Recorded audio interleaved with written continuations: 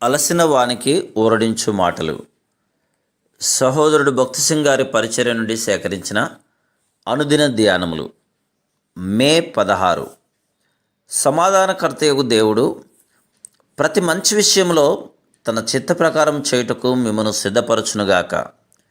Hebrew 13:20-21 వచనములు. ఈ వాక్యమును 7 భాగములుగా విభాగించిన యెడల దేవుని చిత్తము యొక్క 7 రుజువులు దృఢపరచబడును. సమాధానకర్తయగు దేవుడు ఏ విషయమును గూర్చినను దేవుడు నీతో మాట్లాడి తన చిత్తమును కనుపరిచిన యెడల నీ ఆత్మలో అధికమగుచున్న, హెచ్చింపబడుచున్న సంపూర్ణమైన గొప్ప సమాధానం ఉండును. ఉదయకాలము తాజాగా స్పష్టముగా నుండును గనక ఉదయకాలపు మౌన ధ్యాన సమయము ప్రార్థనకు శ్రేష్టమైన సమయం.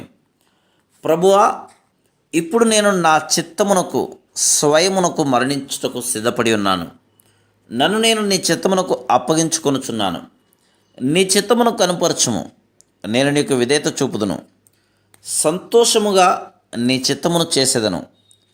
ఆ తర్వాత దైవికమైన సమాధానము నీవు పొందు వరకు వేచియుండి ఆయన వాక్యమును చదువుము. రెండవది, మరణము నుండి తిరిగి లేచినవాడు. ఇది ఆయన పునరుద్ధాన శక్తి. నీవు దేవుని చిత్తములోనున్న యెడల దేవుని శక్తి నీలో, నీ ద్వారా సమృద్ధిగా, సంపూర్ణముగా బయలుపరచబడవలను. నా జీవితంలో నీ శక్తిని తక్కువ చేయు ప్రణాళికను నేను చేయకుండా నన్ను భద్రపరచుము అని నీవు విశ్వాసముతో ప్రార్థించవలను. 3. మన ప్రభువైన యేసు క్రీస్తు. ఆయన ప్రభుత్వమును మనం అంగీకరించవలను. నీవు దేవుని చిత్తంలోనున్న యెడల ఆయన నీ అవసరములన్నీ తీర్చును. ఫిలిప్పీ 4:19. ఆయన ప్రభుత్వము క్రిందకు రమ్ము.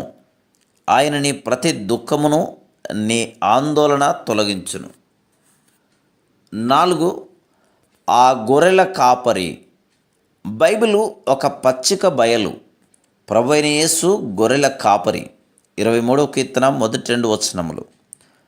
ఆయన చిత్తమును నిశ్చయపరచు లేఖన భాగమునకు ఆయన నిన్ను నడిపించును.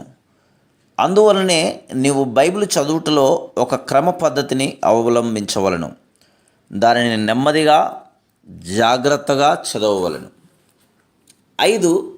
నిత్య నిబంధన రక్తము. నేరారోపణ చేయు మన మనస్సాక్షి ఆయన రక్తము ద్వారా కడగబడును. హెబ్రీ 9:14. నీవు దేవుని చిత్తములో ఉన్నప్పుడు ఆయన ప్రతి అయోగ్యమైన ఉద్దేశము నుండి నిన్ను కడుగును. మన హృదయములు మోసకరమైనవి. కొన్నిసార్లు మన హృదయంలో ధనాశ, అధికార వాంఛ, మోహపు కోరికలు, ద్వేషము, శత్రుత్వము కలిగిందుము. ఆయన చిత్తము చేయుటకు ప్రతి అపవిత్రపరచు దాని నుండి ఆయన రక్తము ద్వారా నీవు విడిపించబడవలను. విశ్వాసము ద్వారా, ప్రభువా, నీ స్వభావమునకు, నీ ప్రవర్తనకు విరోధమైన ప్రతి అయోగ్యమైన, అనారోగ్యకరమైన తలంపులను నా హృదయంలో నుండి తొలగించుము అని చెప్పవలను. 6. ప్రతి మంచి విషయంలో తన చిత్త ప్రకారం చేయుట. సంపూర్ణముగా దేవుని చిత్తం వలన నడిపించబడవలను. ఒక విషయంలో మాత్రమే కాదు, అన్ని విషయములలో, ప్రతి అంశములో ఆయన స్వాధీనములో ఉండవలను. దేవుని చిత్తము స్పష్టముగా తెలియకుండా ఒక్క అడుగైనను వేయవద్దు. అది అన్ని సద్విషయములలో నిన్ను సంపూర్ణిగా చేసి ఆయన దృష్టికి అంగీకారమైన దానిని ఆయన నీలో చేయును. 7. యేసుక్రీస్తుకు యుగ యుగములకు మహిమ కలుగునుగాక. దేవుని చిత్తము యొక్క 7వ రుజువు.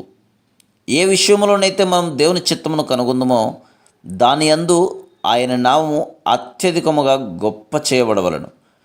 ఈ విషయంలో నీ నామము గొప్ప చేయబడవలనని నేను కోరుచున్నాను అని నీవు హృదయం నుండి చెప్పగలవా? అనుదినము నీవు ఈ 7 పరీక్షలను అనుభవించుకున్నట్టుకు నేర్చుకుని ఉండవలను.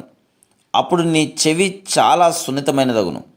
ఇదే త్రోవ, దీనిలో నడువుము, కుడికి కానీ ఎడమకు కానీ వెళ్ళకుము అని అనుదినము దేవుని స్వరం వినుట అద్భుతకరమైన అనుభవం.